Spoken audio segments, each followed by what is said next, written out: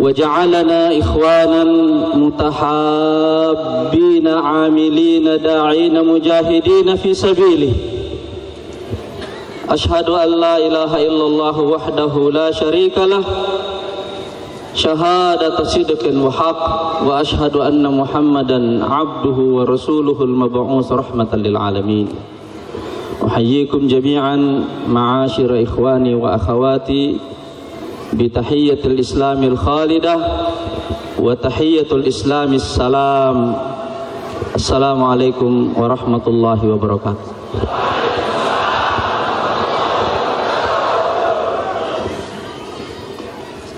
Ikhwan dan akhwat sekalian, kalimat pertama yang ingin saya sampaikan kepada antum semua adalah bahwa saya mencintai antum semuanya. Inni uhibbukum fillah. Karena cintalah kita berkumpul di sini, dan insya Allah atas nama cinta juga kita akan memenangkan Pilgub Jawa Tengah. Saya juga ingin menyampaikan salam cinta dari Ketua Majelis Syuro Ustadz Hilmi Aminuddin kepada antum semuanya, dan salam cinta dari mantan presiden kita Al-Ustadz Lutfi Hasan Ishaq. Kita doakan mudah-mudahan Allah Subhanahu wa Ta'ala memudahkan urusannya. Ikhwah sekalian, apa yang disampaikan tadi oleh Kiai Budi ini mengingatkan saya kepada sebuah puisi yang ditulis oleh murid dari nama yang dia sebutkan tadi, yaitu Rumi. Rumi punya murid cinta yang hidup berabad-abad sesudah Rumi, namanya Muhammad Iqbal. Dan Muhammad Iqbal ini menulis tentang gurunya. Perhatikan baik-baik teksnya.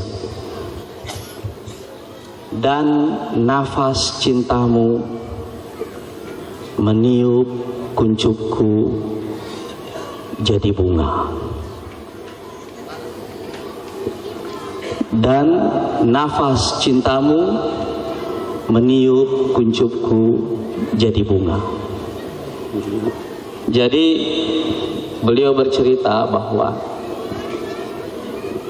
cinta itu, kata Iqbal, membuat kuncup bunga itu merekah. Dan di mana-mana ada cinta, hidup itu pasti akan merekah.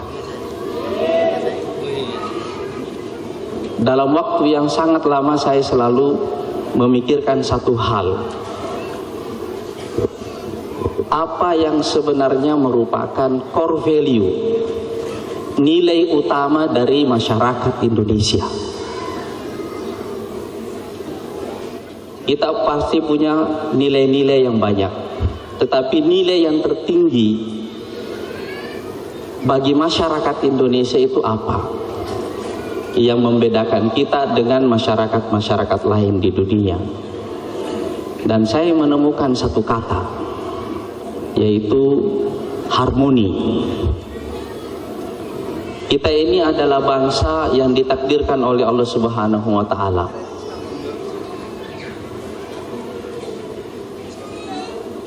hidup dari etnis yang sangat beragam, mendiami sebuah wilayah yang terpisah-pisah dan terpisahnya jauh, di mana 2/3 dari wilayah kita itu adalah laut. Karena kita terpisah satu sama lain sangat jauh dan terlalu beragam secara etnis,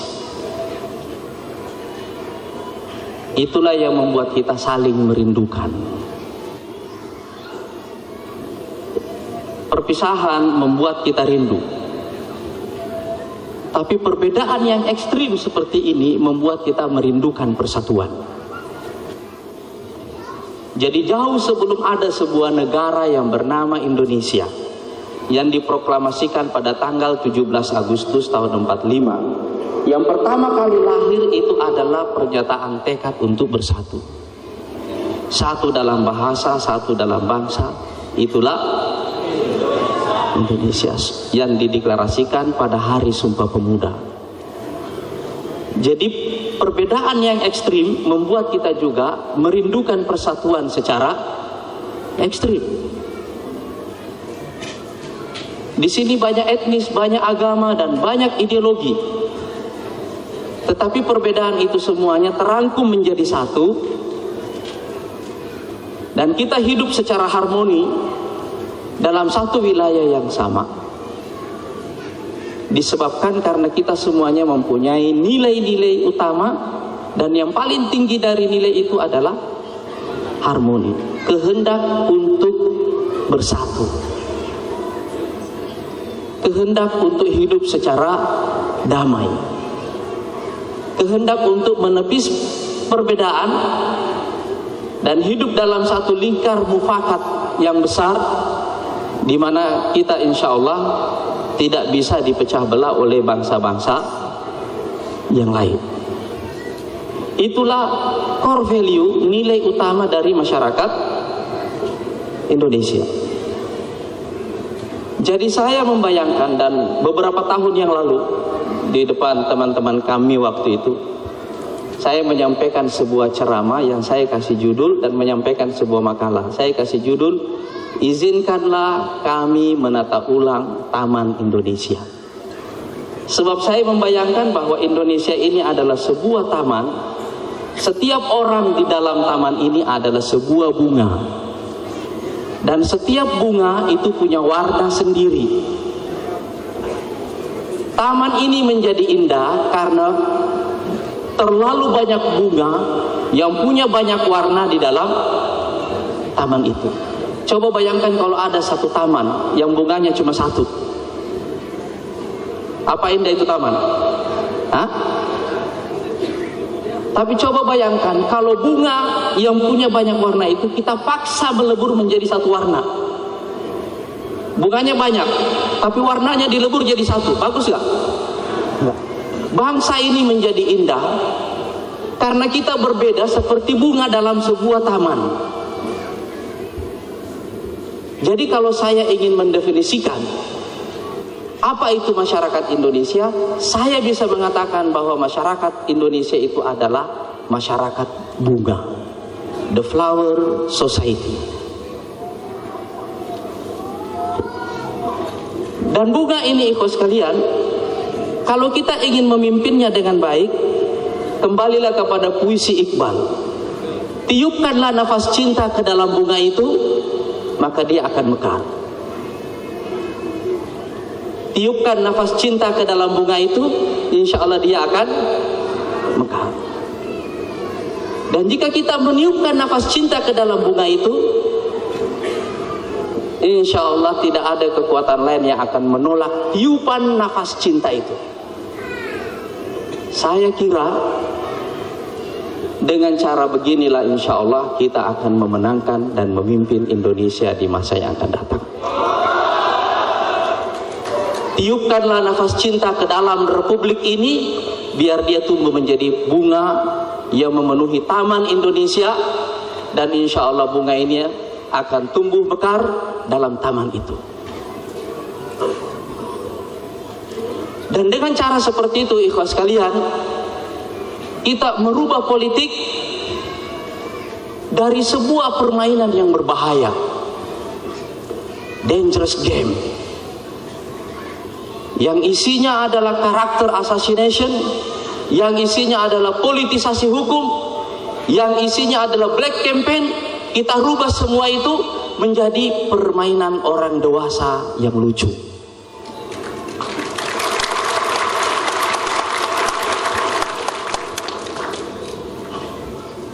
Seru. Seperti dulu waktu kita di sekolah dasar atau di SMP mau memilih ketua kelas, ya kan? Ada kampanye, ada pertarungan, seru tapi tidak berbahaya. Ada ketegangan tapi orang tidak takut. Politik sekarang menakutkan, mengerikan. Karena itu anak-anak muda tidak mau ikut politik, tidak suka politik. Dan itulah yang menjelaskan mengapa begitu banyak undecided voter, mengapa begitu banyak orang yang apolitis.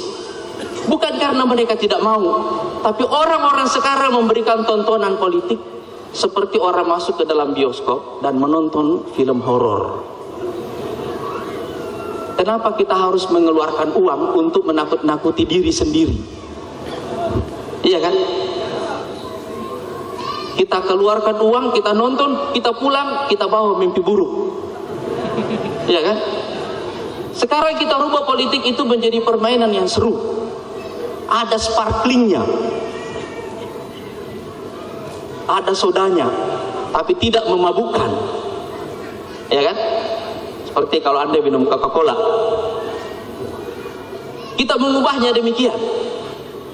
Dan saya kira ikhwas sekalian, tempat pertama di mana kita ingin menguji teori ini adalah Jawa Tengah.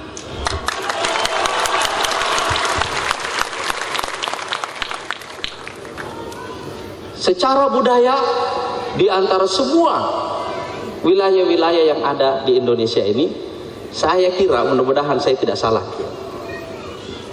Jawa Tengah adalah masyarakat dengan budaya yang paling bisa memadukan segala hal yang tidak bisa dipadukan.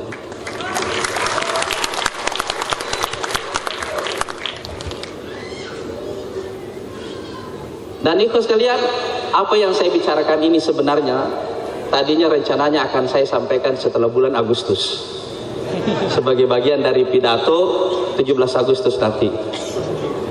Tapi Kiai Budi tadi ini mengganggu pikiran saya. Dan saya harus menjawabnya. Inilah teori kita tentang Indonesia. Dan saya kira dulu kira-kira 16 tahun menurut cerita Soekarno sendiri,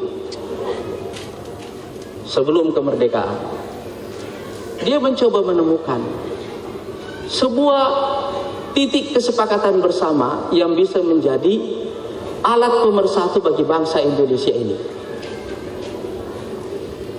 Soekarno menyadari bahwa kita ini tumbuh dari ideologi yang sangat berbeda. Dan ada yang menarik dalam sejarah ini. Para pemikir, ideolog-ideolog, terutama 3 ideologi, yaitu Islam, sosialisme, dan juga nasionalisme, ini berguru pada satu orang yang sama, namanya Cokroaminoto.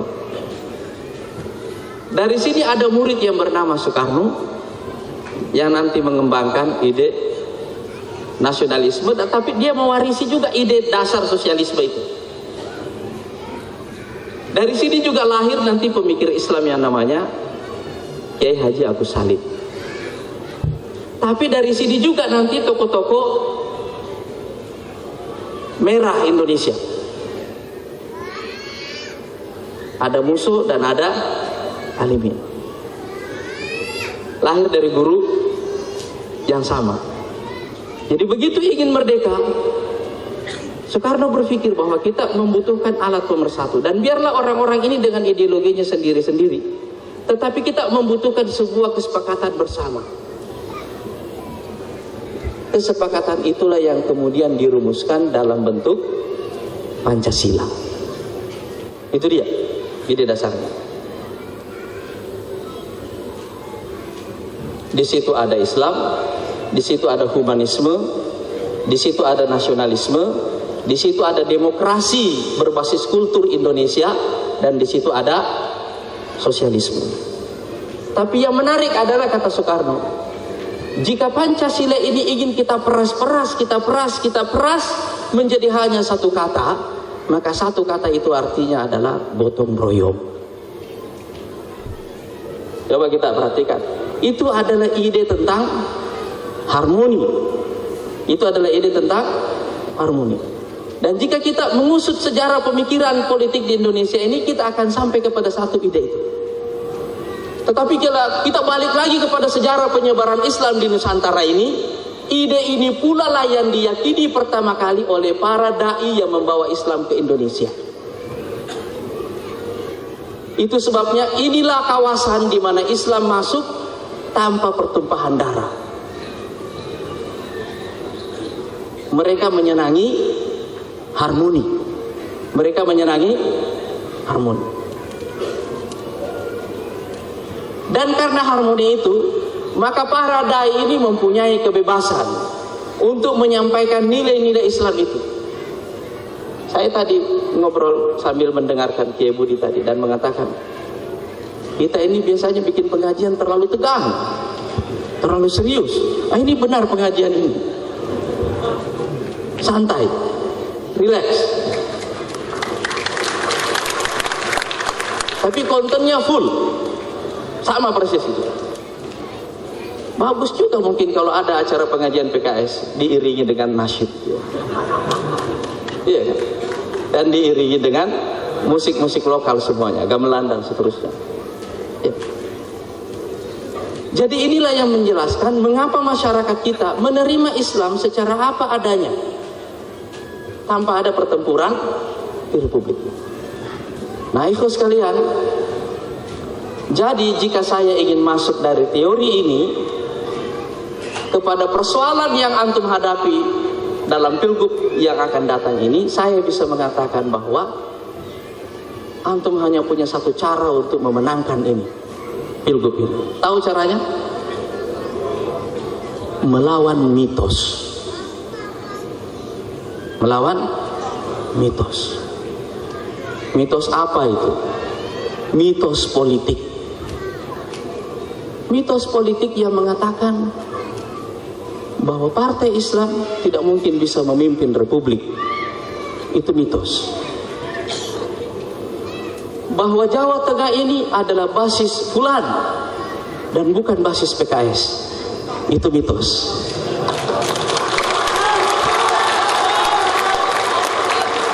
Hah? Anda mengerti poinnya? Tahu bagaimana cara melawan mitos?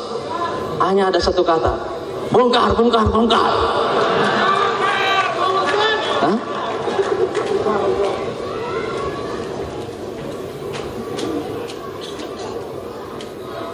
Dan saya kira ini jalannya sudah jelas itu. Bongkar, bongkar, bongkar, ini jalannya sudah jelas itu. Kalau kita bongkar terus, ini caranya begini. Apa tadi salam tiga besarnya? Nah, obah kabe, mundak ake. Saya mesti kursus dulu. Iya kan? Itu mitos. Itu mitos.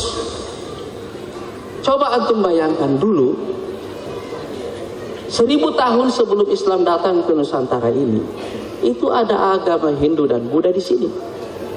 Iya kan?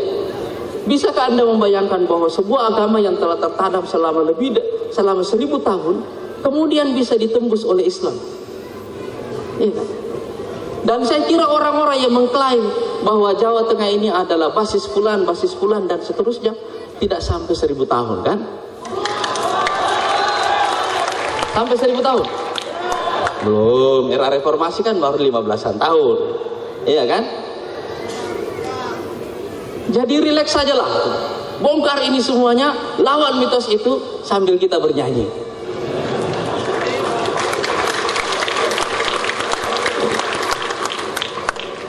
Dan ikhwas sekalian, kenapa saya ingin menggarisbawahi kata melawan mitos?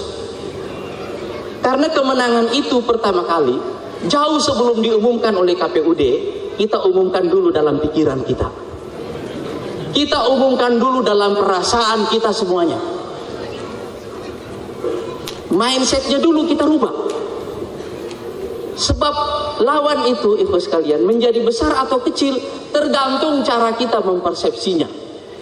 Kalau kita menganggap mereka besar, ya dia besar. Tapi kalau kita menganggap mereka kecil, dia akan jadi kecil. Jadi kalau kita anggap bahwa klaim bahwa Jawa Tengah ini adalah basis Fulan dan seterusnya itu adalah sebuah mitos, kita hilangkan pertama kali mitos itu dari kepala kita. Dan begitu mitos itu hilang dari kepala kita, ikhwas sekalian, kita bersihkan hati kita dari mitos itu. Begitu itu hilang, insya Allah jalan kemenangan antum jadi lempeng. Ya. Clear di kepala kita. Kita buang itu mitos. Kita buang dari hati kita itu mitos. Tinggal kita tanya, siapa bilang ini basis fulan? Mengapa PKS tidak punya hak untuk mengklaim bahwa ini juga bisa jadi basis fulan? Iya kan? Datang kepadanya dan sampaikan salam cinta dari PKS. Iya kan?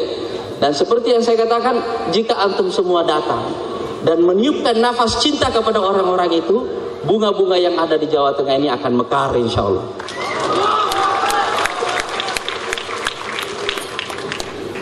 Dan dengan demikian ikhwan sekalian, antum akan melakukan pekerjaan berat. Ini kata salah seorang pemikir Cina lama, namanya Lao Tzu. Tahu kan? Lao Tzu ya. Dia mengatakan, kalau kita bekerja dengan cara begini, maka kita akan bekerja sambil bernyanyi. Artinya apa? Kita melakukan tugas-tugas berat dengan cara dan dengan hati yang riang. Dan jika kita tarik ini ikhwan sekalian ke dalam akar nilai-nilai kita sebagai muslim, kita juga akan ketemu dengan hal yang sama. Tahukah antum semuanya apa karunia Allah Subhanahu wa taala kepada kaum muslimin sebelum perang Badar berlangsung? Tahu karunianya? Dikasih tidur. Jadi malam hari keesokan pagi ketika perang Badar akan berlangsung, malam harinya hujan rintik-rintik turun, hawanya dingin, kaum muslimin dikasih tidur. Tidurnya nyenyak. Mereka tidak memikirkan bahaya yang akan mereka hadapi besok. Ya kan? Seakan-akan yang mereka hadapi besok ini adalah sebuah funny game, permainan yang lucu, bukan sebuah dangerous game. Dikasih tidur. Begitu mereka bangun pagi, mereka segar. Orang-orang Quraisy tadi malam pesta pora, makanya kurang tidur. Ya kan? Waktu mereka bangun pagi-pagi, mereka tidak segar.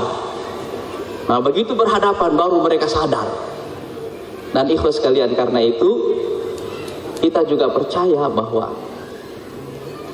dengan cara menidurkan mereka itu Allah Subhanahu wa taala menanamkan persepsi kepada kaum muslimin bahwa musuh yang akan kamu lawan ini tidaklah sebesar yang kamu duga.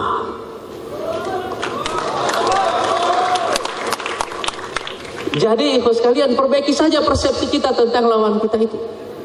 Seperti kita juga perlu memperbaiki persepsi tentang Jawa Tengah ini. Kalau antum terus mempersepsi bahwa ini basis orang lain, insya Allah selamanya akan jadi basis orang lain. Tapi kalau antum dari sekarang mengatakan bongkar, bongkar, bongkar, ini mitos, insya Allah ini akan jadi basis antum semuanya. Siapa yang bisa melawan pasukan cinta? Hah? Siapa yang bisa melawan pasukan cinta? Insya Allah tidak akan ada yang bisa melawan pasukan cinta. Iya kan? Kalau kata Kiai Budi tadi, semua orang kita ayomi. Ya. Orang kelas bawah kita ayomi semuanya.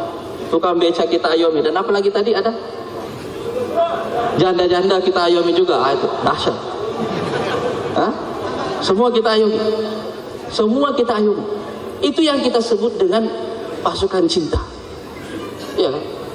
Dan insya Allah dengan cinta seperti itu ikhwan sekalian, kita akan datang menawarkan sebuah persahabatan, sebuah persaudaraan kepada semua orang. Dan biarlah orang lupa bahwa dia dari ideologi fulan, dia dari ideologi kanan, dia dari ideologi kiri, dia dari ideologi tengah. Itu tidak penting. Cinta yang membuat kita bersatu, bersahabat, bersaudara. Biarkanlah dia dengan ideologinya, tetapi dia bersama kita. Iya kan? Berebut dulu simpatinya, nanti belakangan kita rubah pelan-pelan cara berfikirnya. Kata ulama-ulama dakwah, kasbul qulubi muqaddamun ala kasbil uqul. Merebut hati lebih kita prioritaskan daripada merebut pikiran. Jangan langsung mau merubah pikiran orang. Sebarkan dulu cinta.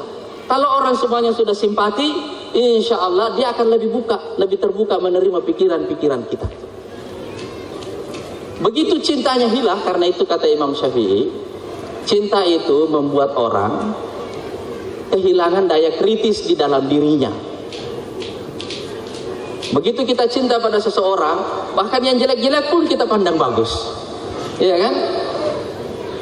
Nah, oleh karena itu ikhwas sekalian, kalau antum ingin meniupkan nafas cinta kepada semua orang, saya membayangkan bahwa setiap antum semuanya akan membuat data, list dari seluruh warga dan pemilih di Jawa Tengah ini.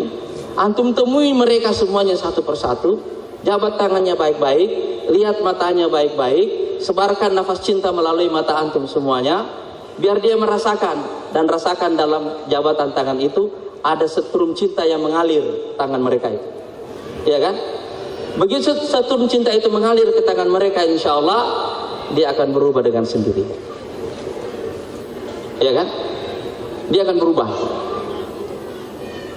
Jadi ikhwas sekalian, mengapa saya mengatakan bahwa kita harus mengubah permainan politik dari permainan yang berbahaya menjadi permainan orang dewasa yang lucu? Karena politik sekarang ini benar-benar menjauhkan orang dari dirinya sendiri.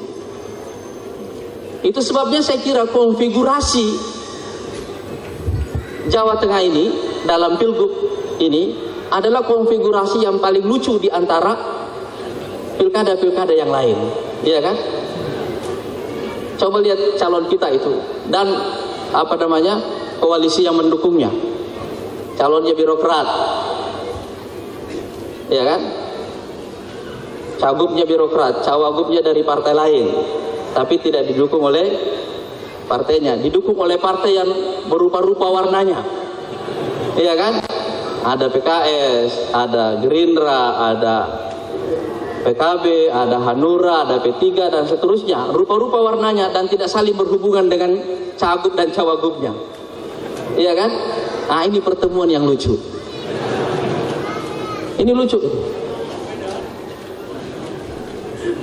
Mungkin ada orang yang bertanya, kenapa PKS tidak mengajukan kadernya? Saya tadi bicara dengan Ah Fikri tadi di mobil sebelum kesini. Saya nanti akan menjelaskan di dalam kampanye deklarasi nanti. Tapi saya mau jelaskan dulu kepada antum semuanya.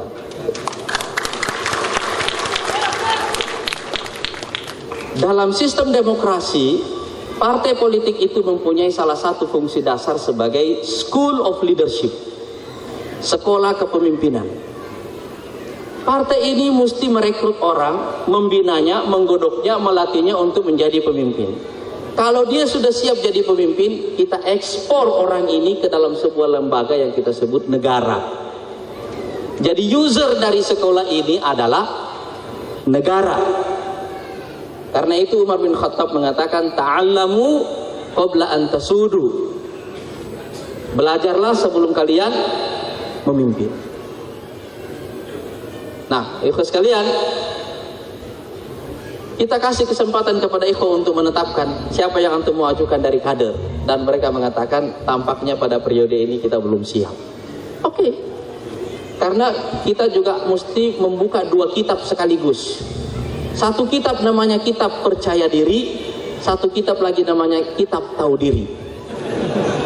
Hah? Dua-duanya mesti kita baca secara objektif, iya kan? Tidak ada masalah.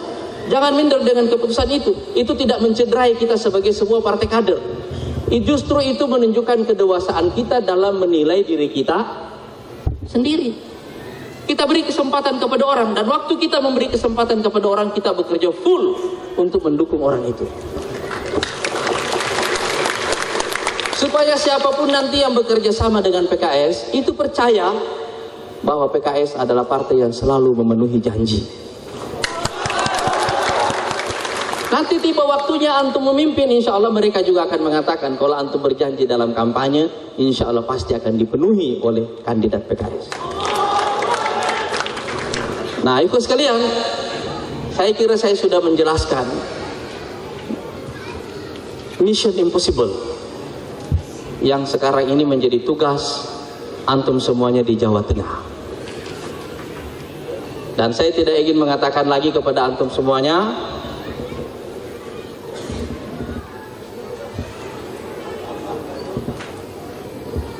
no plan, no backup, no choice, iya kan? Nah, bongkar. Karena antum sudah tahu jalannya, iya kan? Antum sudah tahu jalannya, dan kata kuncinya cuma dua itu tadi. Yang pertama bongkar, yang kedua adalah permainan yang lucu, funny game. Mainlah insya Allah dengan cara ini, dan insya Allah antum akan memenangkan Pilkada Jawa Tengah. Cuma saya mau tanya antum dulu semuanya. Kira-kira ikhwas sekalian, sebesar apa energi cinta yang ada di dalam diri antum yang bisa antum tiupkan kepada setiap bunga yang ada di Jawa Tengah ini? Saya mau tanya dulu, antum punya stok cinta yang banyak untuk bisa disebarkan ke Jawa Tengah atau tidak? Banyak? Banyak? Kurang yakin. Yakin? Yakin? Yakin? Yakin? Allahu Akbar! Allahu Akbar! Allahu Akbar! Allahu Akbar! Allahu Akbar! Allahu Akbar! Allahu Akbar! Allahu Akbar! Allahu Akbar! Allahu Akbar! Allahu Akbar! Allahu Akbar! Allahu Akbar! Allahu Akbar! Assalamualaikum warahmatullahi wabarakatuh.